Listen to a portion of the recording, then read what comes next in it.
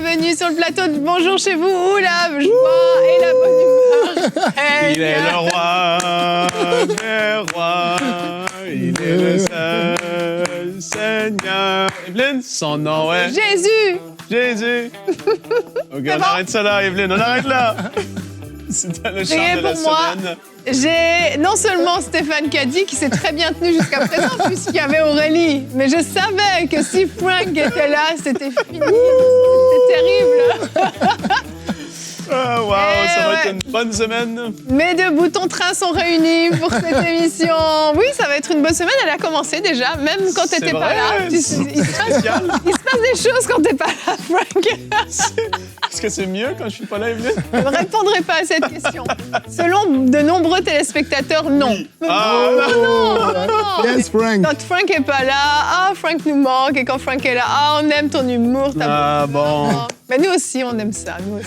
Ah, On aime ça. Mais là, j'en ai deux. Donc, c'est Amen. peut-être un peu trop. c'est plus intense. Ah oui, si, moi, j'ai Quand un peu peur. Papa là. Christian sera là, ça va être plus calme. Ah bah, Ouais, mais c'est ouais, sûr, ouais. tu vas être plus calme.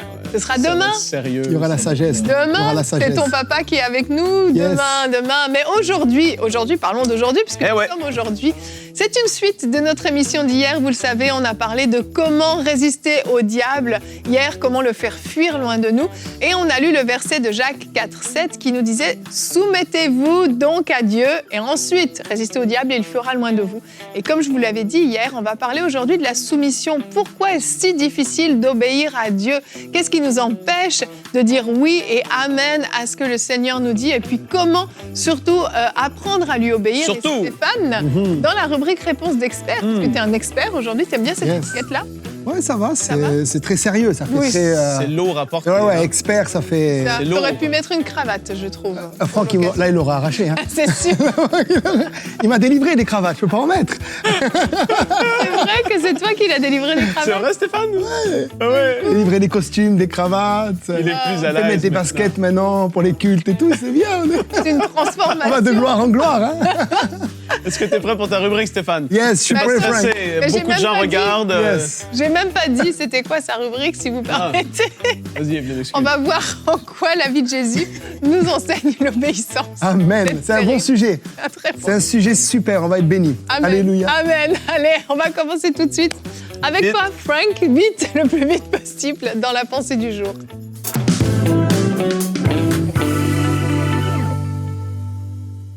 Pourquoi est-ce que c'est si dur d'obéir à Dieu? Ben, ça, c'est ce qu'on veut regarder ensemble aujourd'hui dans la pensée du jour. Et puis, avant d'aller plus loin dedans, parce que par la suite, je vais expliquer le pourquoi est-ce que c'est bon de lui obéir. Et puis après ça, un petit peu du peut-être comment. Mais je vais le laisser à Stéphane surtout. C'est une pensée de une demi-heure. Je vais...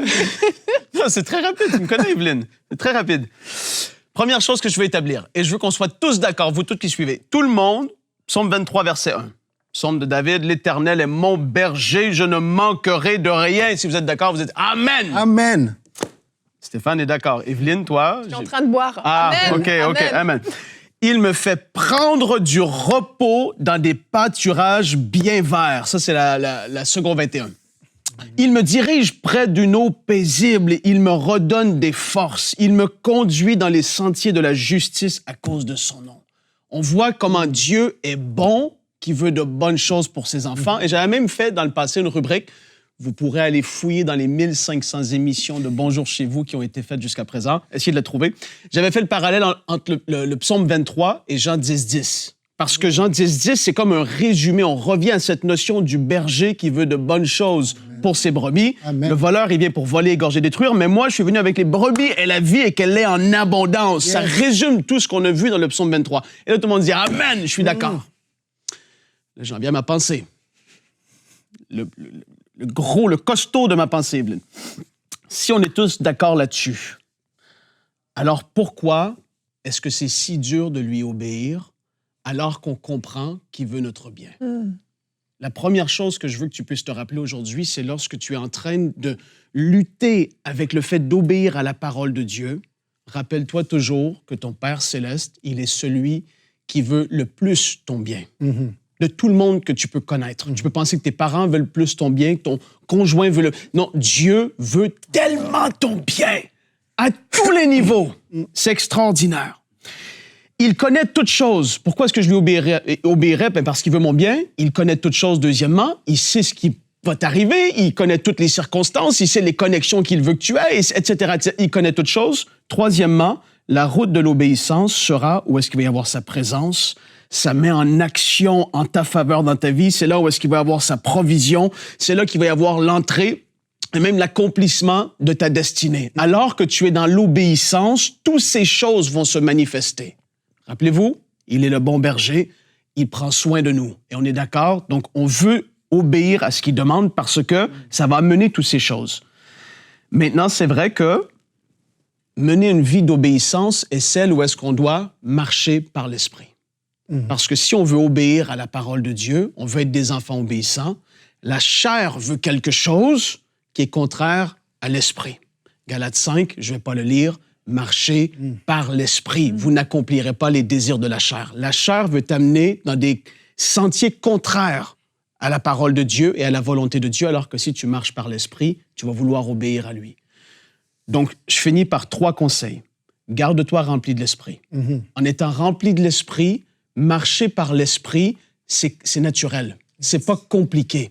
C'est juste la nature de Dieu en toi qui va se manifester et tu vas vouloir et désirer les choses de Dieu davantage. Deuxième chose, écrase ta chair quand elle veut se manifester. Au travail, les gens calomnient, parlent en mal des autres. Toi, tu vas embarquer dedans. « Hey, chair, tais-toi! » Tu prends autorité, tu la saisis. Tu dis « Non, je marche par l'esprit. Je veux parler des paroles de vie, d'amour, etc. » Troisième chose, je l'ai mentionné au tout début, laisse la nature de l'enfant de Dieu se manifester parce que c'est pas pour rien que Dieu a fait de nous le temple du Saint-Esprit. C'est le fait qu'il habite en nous et le fait que sa vie en nous, et là, elle se manifeste, on va vouloir naturellement désirer les choses de Dieu. Maintenant, on doit grandir dans tous ces aspects. Mais voilà ma pensée. Et je la termine là, Evelyne. C'est fini maintenant. Alléluia. Est-ce qu'elle était complète? Elle était complète, oui. Merci, Frank. Elle a duré 10 minutes. Non, c'est pas vrai? C'est pas vrai. Mais oui, la chair est un ennemi, un vrai ennemi dans notre vie. On en a parlé un petit peu hier, même quand on parlait de résister au diable, résister au désir de la chair. Et comment on résiste au désir de la chair? Ben, c'est en obéissant à la parole de Dieu, en fait.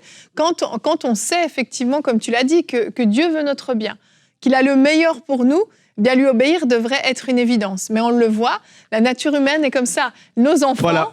Nos enfants, 100%. On a beau leur dire des choses qui sont que pour leur bien, ils vont régulièrement nous désobéir. Ils vont vouloir faire leurs expériences, pensant qu'ils savent peut-être mieux que nous et autres. Mais nous, on est appelés à devenir des hommes et des femmes matures. On ne peut pas rester juste des enfants qui voulons juste essayer, tester, toucher si la plaque est vraiment chaude et si ça fait vraiment mal parce que maman a dit que c'était chaud. Il faut grandir. Il faut grandir. À un moment donné. Exactement. Et notre verset du jour nous emmène dans Jean 14 au verset 23. Jésus lui répondit, « Si quelqu'un m'aime, il obéira à ce que j'ai dit. Mon Père aussi l'aimera, nous viendrons tous deux à lui et nous établirons notre demeure chez lui. » Et je continue même le verset 24. « Mais celui qui ne m'aime pas, ne met pas mes paroles en pratique. Or, cette parole que vous entendez ne vient pas de moi, c'est la parole que mon Père même m'a envoyée. » En fait, dans ce verset, on voit clairement le lien entre le fait d'aimer le Seigneur et de lui obéir.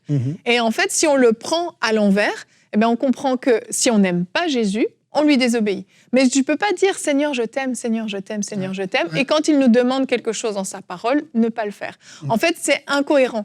Et il faut comprendre que c'est ça le vrai amour. La vraie façon de démontrer notre amour au Seigneur, c'est de lui obéir. Il n'y a pas d'autre façon. Il ne suffit pas de l'avoir dans notre bouche. Il faut poser des actions concrètes qui démontrent notre amour. Tout comme avec mon mari, je ne peux pas lui dire « je t'aime » et le traiter n'importe comment et ne pas le respecter. C'est évident. L'amour se démontre par des actions. Et il est essentiel en tant que chrétien d'obéir à la parole de Dieu. Ça en vient toujours à ça. Vous qui suivez, vous savez, je le prêche régulièrement. D'une part, c'est parce que ça fait partie de mon appel. Mais il faut connaître comme Reinhard Bonnke l'a dit, je connais les X, Y, Z de l'Évangile, les choses complexes. Mais je prêche et je vis les ABC de la vie chrétienne. Qu'est-ce que c'est simple? Tu l'as dit, Evelyne. Et Jésus l'a dit, en parlant du Père, si vous m'aimez, vous allez garder mes commandements. Et donc, l'amour, elle va se prouver envers Dieu dans le fait qu'on va tenir ses commandements. Et comment est-ce qu'on fait? C'est qu'on marche par l'Esprit. Tout à fait. Et ça paraît si simple. Si simple, mais pourtant les gens ont tellement de la difficulté de l'appliquer. Et c'est là toute la raison de cette émission. Tout à fait. Ouais, je pense que c'est comme avec les parents, par exemple. Mes enfants, s'ils me disent tout le temps « je t'aime papa, je t'aime comme ci, je t'aime comme ça », mais quand je leur demande de faire les devoirs, de ranger, etc., ils ne le font pas. Quelque part, leur manière de m'aimer ne me convient pas. Moi, je veux qu'ils m'aiment à ma manière. Ma manière, c'est quand je leur dis « les enfants, c'est à droite, c'est pas à gauche ». Et je pense que c'est pareil avec Dieu. Beaucoup de gens dans les églises disent « j'aime le Seigneur », etc.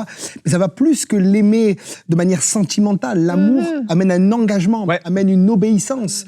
C'est pas normal, par exemple, qu'il y a tellement de gens qui luttent avec les offrandes. Je me prends des rendez-vous avec des gens qui me prennent la tête pour me dire « Pasteur, je veux pas donner ». Mais je dis « Mon frère, ma sœur, si tu aimes le Seigneur, donner ton offrande, c'est pas compliqué. C'est juste la base. C'est pas quelque chose qui est lié à une loi mosaïque. C'est juste une loi d'amour. » Vous voyez, c'est pareil pour le fait de renoncer au péché, de venir à l'église locale. Des fois, il y a des gens qui me disent « Oh, mais de lever le dimanche, venir tous les dimanches, pasteur. » Mais quand tu aimes, tu te lèves, tu sautes du lit, tu viens dans la maison du Seigneur. C'est une question d'amour. Et je pense que cette notion d'amour et d'obéissance fonctionne ensemble. On ne peut pas avoir l'un sans l'autre. Exactement. Si j'aime, je fais. Et après, c'est tout ce que tu viens de dire, sont tous des différentes démonstrations de notre manifestation de l'amour qu'on a pour Dieu. Amen. On le démontre parce qu'on donne, parce qu'on soutient. On le démontre parce qu'on veut être avec les frères et sœurs, on veut grandir. On aime sa parole, on aime la présence de Dieu quand elle se manifeste de manière corporative à l'Église. On aime Dieu quand personne regarde, on vit une vie de sainteté parce qu'on le sait que Dieu, il est là quand personne n'est là. Et en fait, c'est un style de vie qui démontre l'amour qu'on a pour Dieu. Mais justement, je reviens aux enfants. Les enfants, quand ils sont comme ça, Stéphane, comme tu as dit, à 9 ans, ça passe. Il est en train d'être... mais à un moment donné, 4 ans, ça va. À 23 ans, à 35 ans, tu dis, là, il y a un problème, sérieux problème de maturité. Tout à fait. Ça, c'est clair. Et ça en vient qu'à ça. Est-ce qu'on peut être appelé des hommes et des femmes matures, établis dans la parole de Dieu, et ça se voit par comment on vit? Vraiment. Exactement. Ça va être... On reconnaît un arbre à ses fruits. On peut voir que ces personnes-là sont fidèles, des colonnes dans l'Église, admettons, ou sont des personnes dignes de la confiance du Seigneur parce que dans les petites choses, ils auront été fidèles. Dans les petites choses de comment je vis ma vie chrétienne, j'ai tenu la parole, j'ai manifesté, j'ai obéi à la parole dans les petites choses. Fais pas ça. Ah, Dieu, wow, il voit ça. Je peux lui confier de plus grandes choses parce que je vois que son caractère est en train d'être façonné, transformé à l'image de Jésus. Il te confie de plus grandes choses. Wow, tu le prends au sérieux, tu pries, tu es là, tu cherches. Et alors que tu es façonné, transformé dans les petites choses, il t'amène à vivre des plus grandes choses. Et c'est toute une question de maturité. Il est vraiment temps que ça change, en fait, parce que l'Église de Jésus-Christ, actuellement, va mal de ce point de vue-là. Je trouve que l'Église est de plus en plus charnelle. Et je ne veux pas faire une généralité de tout le monde, que chacun s'examine soi-même. Mais je crois qu'on est aussi appelés à être les gardiens de nos frères et de nos sœurs. Ouais. Et quand on constate certaines choses dans la vie de nos frères et de nos sœurs, qu'on ose se le dire. Je trouve qu'on a toléré beaucoup de choses sous le couvert peut-être de l'amour ou de couvrir nos frères et nos sœurs. On tolère certaines choses. On tolère des choses qui ne sont pas tolérables en fait dans l'Église. Et je crois vraiment qu'il faut que l'Église se lève. Et le diable, si on veut réellement qu'il fuit de loin de nous, puisque c'était ce dont on parlait hier, si on veut vraiment arrêter de laisser le diable régner dans nos vies, dans nos familles, dans nos églises, eh bien il est temps de se lever et de dire Seigneur, je me soumets à ta parole. Les chrétiens charnels ne peuvent pas avoir une autorité, on en parlait hier. Comment on va faire pour être ferme, pour déclarer des choses avec autorité, pour dire au diable de dégager, si nous-mêmes, notre vie n'est pas en règle devant Dieu, notre autorité est sapée immédiatement. Donc vraiment, j'en appelle à tout le monde, nous y compris, à être, oui, les gardiens de nos frères et de nos sœurs, de pouvoir reprendre éventuellement nos frères et nos sœurs de façon biblique, d'abord en privé, ensuite 1 ou 2 personnes, mais qu'on puisse se lever, qu'on puisse vraiment décider de marcher chacun pour soi, droit devant Dieu, mais aussi que nos frères et nos sœurs puissent le faire et qu'il y ait quelque chose qui change. Dernière chose, et bien rapidement, tous les parents qui vous suivez cette émission, que votre maison soit un endroit où est-ce que c'est la culture du royaume de Dieu. On va obéir à la parole de Dieu, vos enfants vont le voir, vont voir que c'est différent de chez les autres, cultiver cette obéissance à la parole de Dieu et à Dieu, et les enfants vont vraiment voir la différence. Amen. Yes. Et Jésus nous a montré un exemple parfait d'obéissance, que ce que nous vivons, Jésus l'a vécu de manière même démesurée, donc il peut aussi compatir. On va voir avec toi, Stéphane, comment la vie de Jésus est un modèle d'obéissance pour nous dans la rubrique Réponse d'experts.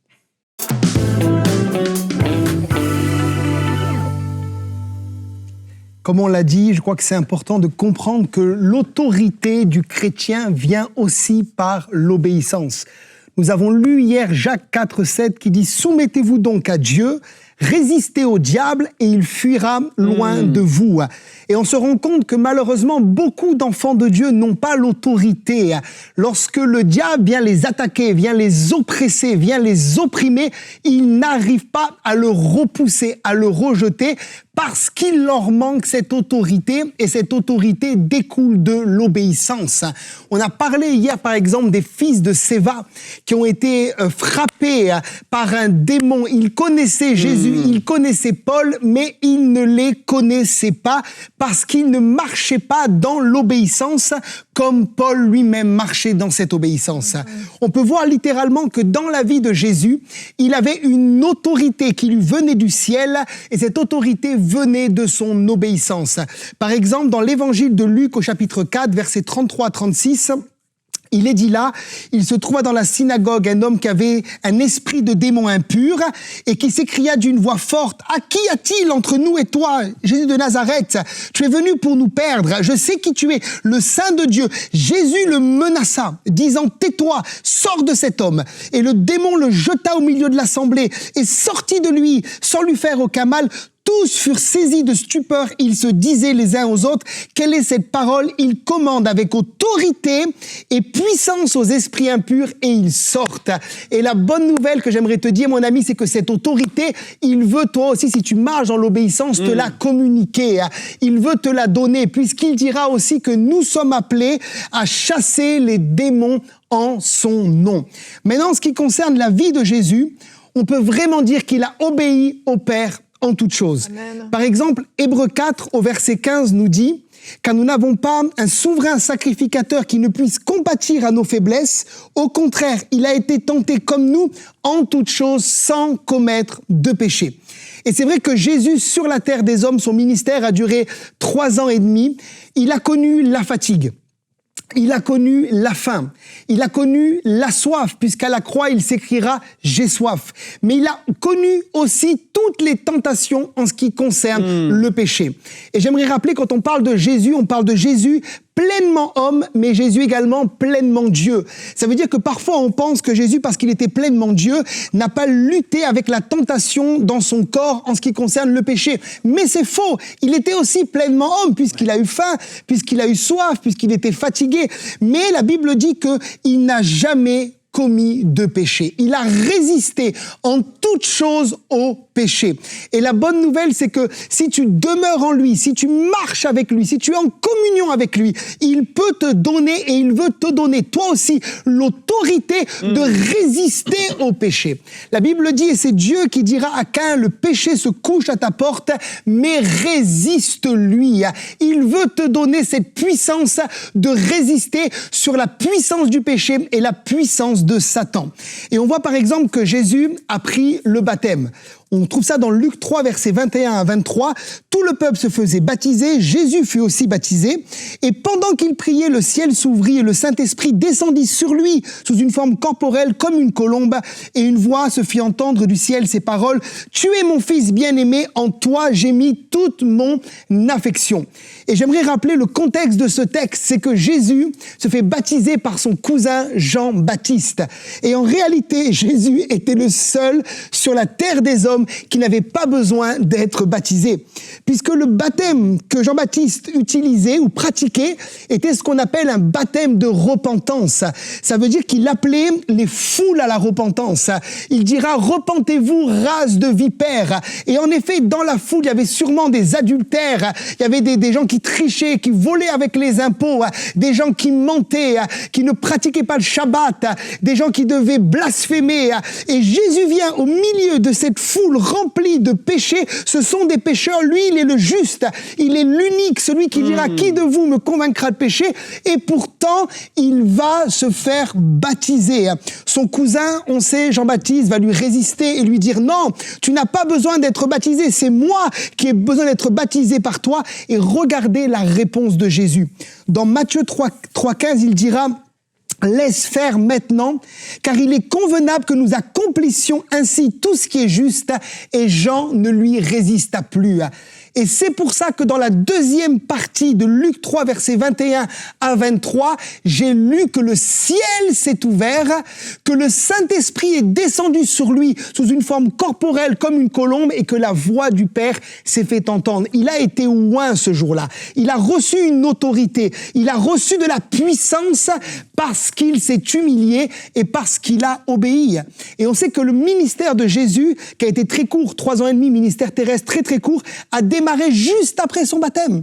La Bible dit qu'il a été conduit pendant 40 jours dans le désert et lorsqu'il est sorti du désert, revêtu de la puissance et de l'esprit, tout le monde venait, toutes les foules voulaient le toucher, des démons sortaient, les malades étaient guéris et le ministère de Jésus a commencé à se manifester dans la puissance du Saint-Esprit à partir de ce moment-là. J'aimerais te dire, mon ami, que si tu veux être oint, si tu veux vivre une vie d'onction, si tu veux être revêtu de la puissance de l'esprit, il te faut toi aussi marcher dans l'obéissance. Quel est le défi de ta vie?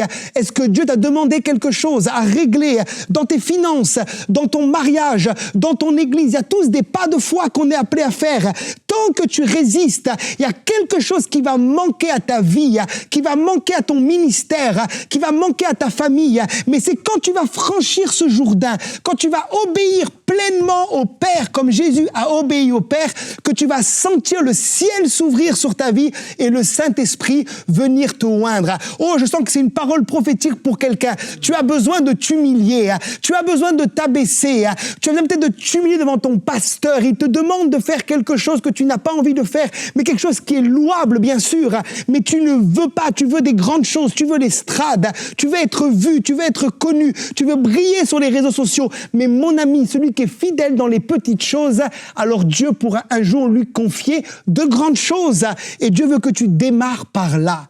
En ce qui concerne également le ministère de Jésus, on sait que Jésus a obéi en allant à la croix. J'aimerais rappeler qu'à l'époque de Jésus, la croix était quelque chose de courant. Ça veut dire que, par exemple, l'historien Flavius Joseph explique que là-bas en Israël, il y avait des croix de partout. C'était la manière dont les Romains punissaient les condamnés. Par exemple, aux États-Unis, c'est la chaise électrique. En France, pendant longtemps, c'était la guillotine. Là-bas, c'était la croix. Et Jésus, lorsqu'il devait se promener à Jérusalem ou dans les environs, devait voir des croix de partout, des gens agoniser, des gens souffrir. On dit qu'on manquait parfois d'air, les gens mouraient par asphyxie. Et Jésus savait ces choses. Et il ne voulait pas aller à la croix. Sa chair n'avait pas envie d'aller au calvaire. Il y avait un combat entre la chair de Jésus et l'esprit de Jésus, parce que je rappelle qu'il était pleinement Dieu, mais il était aussi pleinement homme. Et dans Luc 2, versets 42 à 45, le combat va se jouer là, à Gethsémane. Il dira, « Père, si tu voulais éloigner de moi cette coupe, toutefois que ma volonté ne se fasse pas, mais la tienne. » Alors un ange lui apparut du ciel pour le fortifier. Étant en agonie, il pria plus instamment, et sa sueur devient comme des grumeaux de sang qui tombaient à terre. Après avoir prié, il se leva et vint vers les disciples qu'il trouva endormis de tristesse, et il leur dit, « Pourquoi dormez-vous? Levez-vous et priez, afin que vous ne tombiez pas dans la tentation. » Ça veut dire que Jésus a lutté. Écoute, mon ami, il a tellement lutté pour toi que la Bible dit qu'il a connu des angoisses. Et que des grumeaux de sang sont apparus. Et j'ai entendu une fois un enseignement qui disait que c'est vraiment médicalement possible, scientifiquement prouvé, que lorsqu'on éprouve des angoisses à l'extrême, ça peut aller parfois jusqu'à des grumeaux de sang. Jésus l'a expérimenté pour toi. Ça veut dire que sa chair, à ce moment-là, ne voulait pas aller à la croix. C'était tellement dur pour lui. Il connaissait l'agonie de la croix que le Père a envoyé un ange pour le fortifier. Mais imagine-toi juste un instant. Arrête-toi juste un instant là où tu es dans ton salon, ta cuisine, ta voiture autre et réfléchis. Si Jésus, ce jour-là, n'avait pas été jusqu'au bout dans le jardin de Gethsémane, qui veut dire littéralement pressoir à huile, il a été pressé. S'il n'avait pas dit oui à la croix, aucun de nous ne serait sauvé aujourd'hui. Nous irions tous en enfer. Il n'y aurait pas d'espérance, pas de salut, pas de chemin. C'est parce qu'il est allé à la croix. Son obéissance nous donne à nous le salut. Son obéissance nous ouvre les portes du ciel. La Bible dit que c'est à la croix qu'il dira pour la première fois à un brigand, « Aujourd'hui, tu seras avec moi dans le paradis. » Avant cela, les gens allaient dans le séjour des morts, dans le sein d'Abraham, dans le Sheol, dans le Hadès. Mais à partir de la croix, les gens vont pouvoir aller dans le paradis, dans le 3e ciel. Il est celui qui a tracé le chemin. Il a prêché aux esprits en prison. Il les a libérés. Il les a ramenés avec lui dans le ciel parce qu'il a obéi en toutes choses. Et parce qu'il a obéi, Philippiens 2, versets 8 à 9, Paul dira « Ayant paru comme un simple homme, il s'est humilié, se rendant obéissant jusqu'à la mort. » J'en ai parlé, jusqu'à la mort même de la croix. Et c'est pourquoi aussi Dieu l'a souverainement élevé et lui a donné le nom qui est au-dessus de tout nom. Et moi, j'ai envie d'applaudir Jésus. J'ai envie de pousser des cris de joie. Jésus! C'est glorieux, il l'a fait. Il a fait révérence à Jésus, toute ma vie, révérence. Parce qu'il a obéi jusqu'au bout, Dieu lui a donné le nom au-dessus de tous les noms. Yes. Mon ami, tu veux un nom, tu veux être élevé dans le royaume de Dieu, pas pour toi, mais pour le Seigneur. Tu veux briller pour Jésus, tu veux voir des foules venir à Jésus, tu veux voir des guérisons, tu veux voir des délivrances, tu veux voir un ministère qui fructifie. Il faut que tu apprennes à t'abaisser et à t'humilier et à obéir. Et c'est comme ça qu'il pourra enfin et seulement t'élever. C'est par le chemin de l'obéissance que viendra la bénédiction. Amen. Merci Stéphane. Thank you, Jesus. Ah, vraiment, quand on écoute l'obéissance dont Jésus a fait preuve, mais on se sent bien ridicule avec nos petites luttes pour dire oui à des choses tellement basiques. Et vraiment, ma prière est que à la fin de cette émission, chacun d'entre vous, vous puissiez vraiment vous repentir devant Dieu et prendre cette décision d'obéir au Seigneur. Vraiment, arrêtons de jouer, de faire semblant. Kevin, on peut prier. Bien sûr, vas-y Stéphane. Vas-y, Stéphane. Alléluia. Marima kente de bose. J'aimerais que tu puisses te placer dans la foi là où tu es. Et si tu as une situation dans ta vie que tu dois régler, tu vas le faire maintenant avec le Seigneur. Marima kanda. Shori baba bakiri baba baba soria. Ikatoro koto toto sheke inta ita koria. Ibakitu tu tu tu tu. Shakente lima kantaria mama santa. Oh rababa, alors qu'on est en train de prier shakanda. Le Seigneur veut non seulement toucher des gens pour les amener à l'obéissance, mais Dieu veut aussi guérir maintenant. Il veut toucher des problèmes d'articulation alors que tu es en train de mettre ta vie en règle, de te repentir. Il y a comme une grâce qui passe, il y a comme un flot qui passe. Et je vois des problèmes d'articulation au niveau des genoux, au niveau du nuque par exemple. C'est très très clair dans mon esprit. Au niveau de coude, au niveau de doigts, que le Seigneur est en train de toucher de l'arthrose, de l'arthrite. Tu sens que ça claque dans tes mains, qu'il y a comme un feu qui te traverse. L'Esprit de Dieu est en train de toucher. Il y a une dame, vous nous suivez, vous avez de l'asthme, me dit le Seigneur. Vous avez une bombe même pour prendre de l'oxygène. Le Seigneur est en train de vous libérer. Alors que je suis en train de t'humilier, de demander pardon, de te repentir, de mettre ta vie en règle avec Dieu. Il y a comme une grâce qui coule maintenant. Et tu peux ressentir l'amour de Jésus, la faveur de Jésus. Il ne te condamne pas, mais il t'invite, il te dit, prends ma main et marche dans l'obéissance. Et j'aimerais sceller, en déclarant une prière que tu vas répéter avec moi. Tu vas dire maintenant, Seigneur Jésus, je te demande pardon d'avoir désobéi et je choisis le chemin de l'obéissance comme Jésus a choisi le chemin de l'obéissance. Aide-moi à m'humilier devant toi. Aide-moi à être fidèle dans les petites choses. Je courbe ma volonté devant toi. Je ne te résiste plus. Et comme Frank l'a dit, tu me touches maintenant et tu me remplis du Saint-Esprit pour marcher non plus par la chair, mais par l'Esprit. Au moment où je dis ça, il y a certains qui expérimentent comme une joie surnaturelle. C'est la joie du Saint-Esprit. Oui. Alléluia. Oui. Oh, je peux la ressentir sur ce plateau, c'est glorieux. Le ciel est ouvert. Et la joie du ciel vous touche maintenant. Réjouissez-vous, parce que Jésus vous a libéré, pardonné maintenant. Mais kentele bababaya. Merci Seigneur. La condamnation est en train de quitter plusieurs d'entre vous. Il y en a, vous êtes dans le métro, vous êtes en train d'aller au travail, il y a des différentes situations, mais la condamnation est en train de lever, est en train d'être enlevée. Tu marchais sous une condamnation et c'était lourd. Et dans ton cœur, même dans ton cœur, tu as demandé pardon et la condamnation est en train de partir. Oh, alléluia. Elle était diabolique. Il y avait une condamnation qui ne voulait pas te lâcher. Elle quitte maintenant dans le nom de Jésus. Reçois et sois rempli. Sois rempli du Saint-Esprit. Laisse couler les larmes. Laisse sortir les rires. Laisse l'Esprit faire son œuvre. Seigneur, merci parce que tu es en train de rafraîchir et de remplir. Nous t'adorons, Seigneur. Nous t'adorons pour ce que tu as fait, qui tu es et ce que tu fais dans nos vies. Gloire à toi. Alléluia. Gloire à toi. Certains d'entre vous, vous devez prendre la décision de pardonner. Et c'est ça votre pas d'obéissance, de relâcher le pardon. Et Jésus lui-même a dit sur cette croix, « Père, pardonne-leur, parce qu'ils ne savent pas ce qu'ils font. » Jésus a pardonné à ses bourreaux. Yes. Et vous aussi, vous devez pardonner à ceux qui vous ont fait du mal. C'est aussi un acte d'obéissance et un acte d'amour envers votre Seigneur. On aurait beaucoup de choses à dire encore, à prier. C'est un sujet extrêmement important et on prie que ça porte du fruit vraiment dans vos vies. Et demain, on va parler de guérison divine. C'est ton papa qui sera avec nous, le pasteur Christian Caddy qui sera là avec nous, avec toi Frank également. Et on va parler de la guérison divine et on va voir comment recevoir la guérison divine. Attendez-vous à Dieu. Et oui, alors que certains se sont repentis aujourd'hui même, la guérison de Dieu va venir vous toucher également demain, j'en suis convaincue. Alors on se retrouve demain. Et Stéphane, on se retrouve vendredi avec ton papa, tous les deux sur le plateau. Yes. Allez, à demain. Bonjour chez vous.